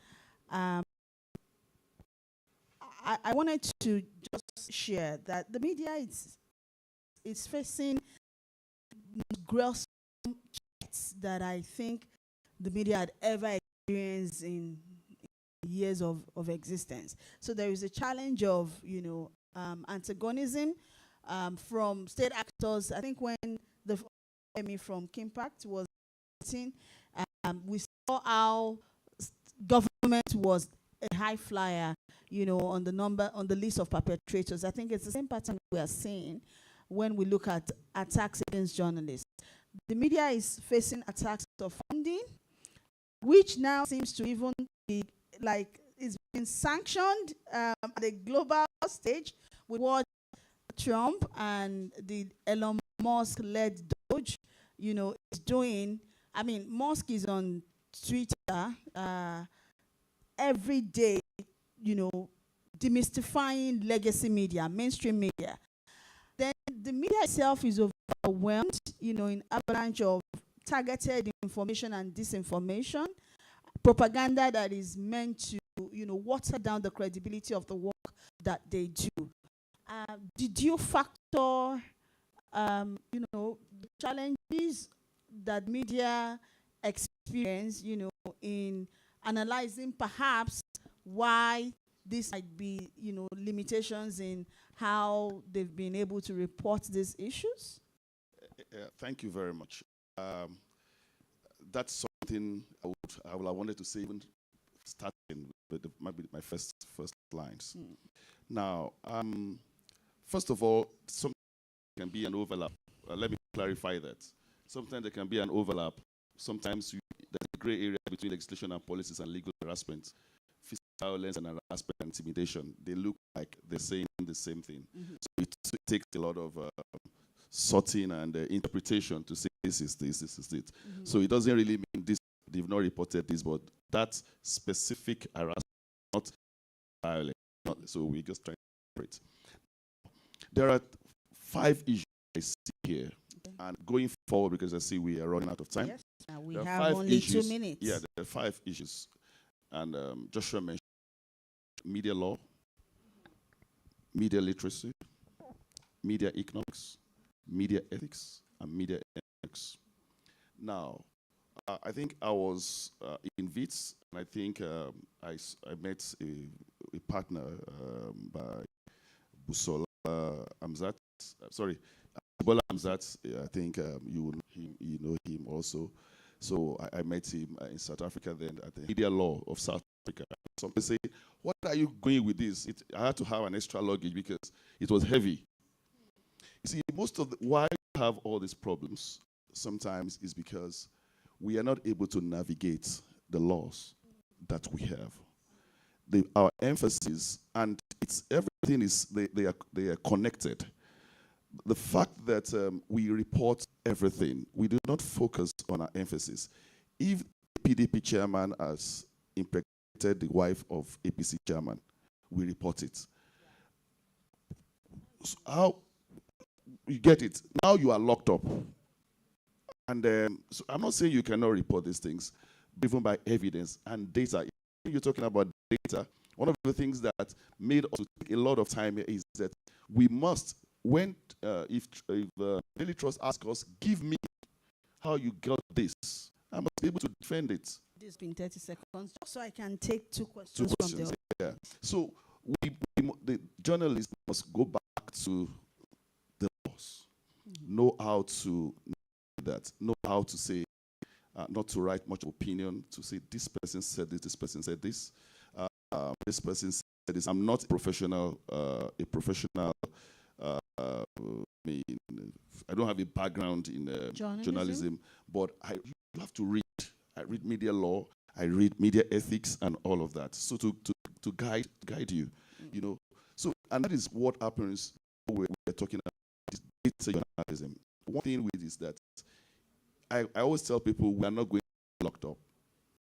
It's likely that a data fight reporter is going to be locked because. Oh, but does data? Would you say data fight then to accountability? Oh, a lot. We a lot of lawsuits. Ekiti or your state told us that they were going to lock us up. Okay. But why? Why were we going to escape it? Because it was government data. Joshua was talking about a lot of data, data that is available with NHRC. So if I put NHRC data, I said the NHRC said this. The MBS said this. You can't lock me up. Okay. Do you know what I'm? I do. What I'm I have to hang you in here for a minute and take two questions from the audience, because I mean this is a very important conversation. And I think newsroom representatives here should do this. I see one hand up at the back. Any other person? I see. Okay. Okay. We'll take you first. I think we should take Dr. Theophilus, and then we'll come back to Philip. I see Mr. Ajibola Amzat. May I please have 5 minutes more, because I think the voices in this room are important. Dr. Theophilus, please make, my brother, if you could make it 30 seconds, I appeal, please. People have to stop prayers by 1 o'clock, and we need to respect that. Go. No, sir, I'll take you after the man at the back. Okay. 30 seconds. Good afternoon, everyone. My name is Emmanuel. We can hear you. Just go on. My name is Emmanuel from I want to appreciate you for this wonderful work you have put together. I would like to point out two things that I felt was left out. I don't know whether you have such a record. The first one is you, from the reports and from the presentation, I didn't see those agencies or those government agencies that actually did this. That is one. Okay. And then secondly, sorry, because it's 30 seconds. Let's repeat that one. The states. Disaggregated data of the perpetrators are. Okay. Dr. Theophilus, thank you. Thank you very much. Okay, thank you. Thank you for this report. I've not read the full report, but one of my concerns has been that most media houses don't deliberately report the media, and then they don't report even what happens to journalists. I think that is one of the reasons we have many of incidents that have occurred to journalists, being published. That is number one. Then secondly, it is not totally true that journalists who get persecuted, who get harassed, didn't do good journalism. So many of them did good journalism, but because those who are affected were not happy with them, they attacked such journalists. So it's good for us to be very clear-minded about that. And of course, to some extent, many journalists don't even know the media law. Even when they have not committed an offense, they quickly want to apologize. I'm very sorry, even when they didn't commit any offense. Thank you, Dr. Thank you very much. I have to stop you there. Okay, the man beside. Hello. My name is Swedi Agema. Seconds, please. Yeah, so in reference to, because you earlier mentioned the absence of information on, journalists that attacked, and you had to go find it manually. So my question is, how do we ensure that such data that you found manually is digitized so that we don't have to go looking manually, those of us who do not have that the means to do. Thank you. Mr. Amzat, and that will be the last question for today. Thank you. Thank you very much. I think it's a very quick comment. Thank you very much, Data Fight and the organization for organizing this. So my contribution is that this particular data, what it shows is what some of us already know, that critical issues are underreported, and they will continue to be so for as long as people who are subsidizing media are people who are not interested in critical issues. They are people who are interested in private interest. So public interest, the critical issues will never be reported. So we need to start thinking of how do we get some of these critical issues reported, and that leads us to the issue of funding. It leads us to the issue of the political economy of the media. These are very big issues. So I hope the organizers of these events will take this data and expand it to bigger issues that affect the media industry at large. Thank you. Okay, so you want to take everything in a wrap? Media economics. Joshua calls it sustainability. I call it economics from my background. Media ethics. When people are underfunded, they may not be able to report public interest. And when they are now funded by individuals, they report what the individuals tell them. So media economics, poor funding can lead to, problematic reporting and biased reporting. I get you, sir, Dr. Theophilus, I get you. But sometimes also we see that some journalists also, deviation from journalistic principles? Yeah, so it's easier to catch them. Arrested the other way, it's easier to get out of the news of Premium Times does a good job, but it's still I also just want to say that still arrest them. Indeed, sometimes even reporting truth might not necessarily offer you protection. Of course. When we know for a fact that journalists are seen from adversarial lens and can be persecuted even when what they have reported is the truth, right? Yeah. Now to respond to my friend there, when you scan the reports, this is just there's about 91-page report. So you'll see in each there are two things I might try to provide. The report already gives you some examples of those things that were reported. You see Tribune, you see for every of these things, you see the headline of the news that we're talking about physical violence and all of. You see all of that in the report. I might also work on the metadata to also share that. I think we'll see PFS. The ones that are not captured, ensure they are now digitized. They are now digitized. We will ensure that. Okay. And with some, when we do that, the guy digitizing it, just some little thing for a cup of coffee for the guy that does it, so that we can be able to do something very important. You will see that on the Dataplex.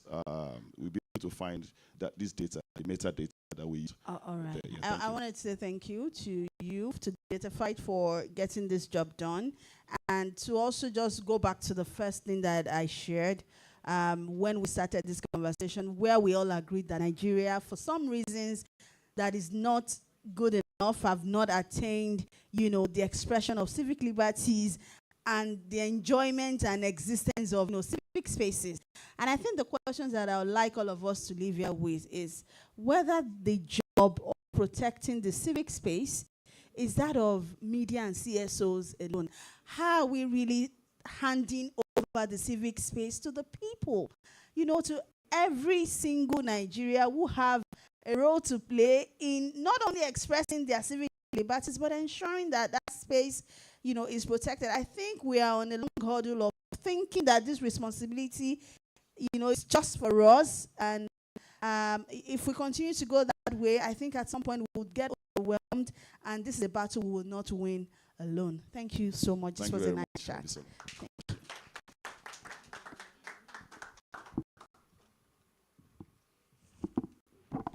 Another round of applause, please.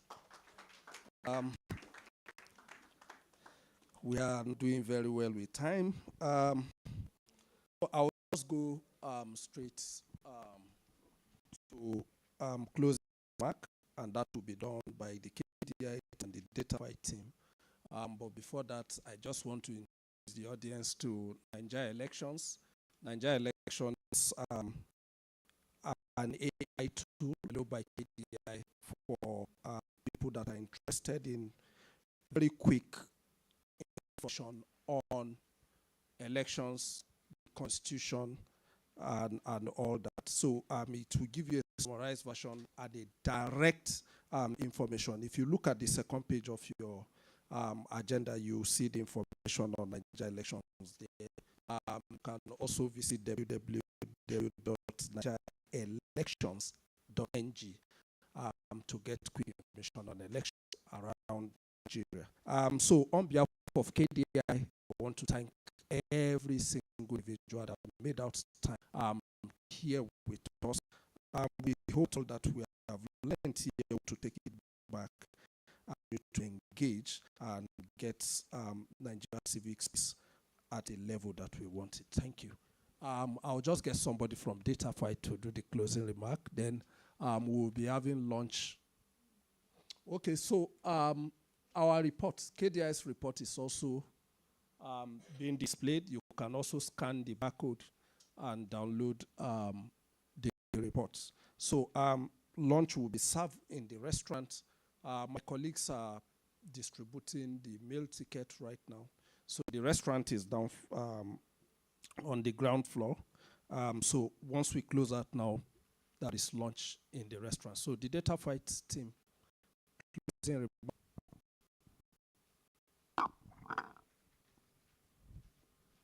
Good afternoon once again. So without a waste of time, thank you very much for joining us in this provoking conversation. We really appreciate it. But then, most importantly, we expect that the lessons, the findings, the discussions that we have here are taken back to our individual, our newsroom, civic spaces, and then we act on it. And then we hope that the next time we have this conversation again, we don't we don't repeat things again, and we'll move forward. Thank you very much. A special appreciation to the editors, media executives from Daily Trust, The Guardian, CDID, Dubawa. Thank you very much for coming. Thank you. Thank you. That'll be all.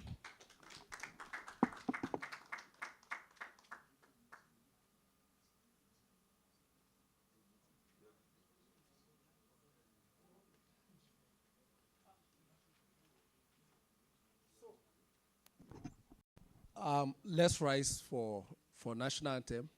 Should we do it on our own, or we should call the IT team? So IT team, please help us.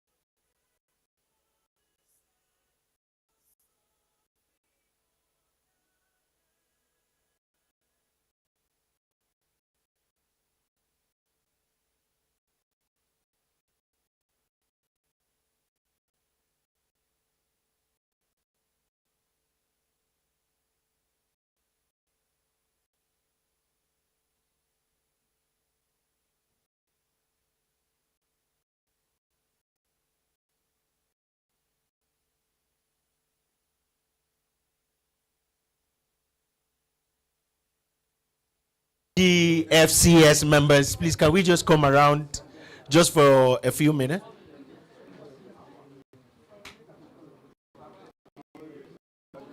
FCS members, please let's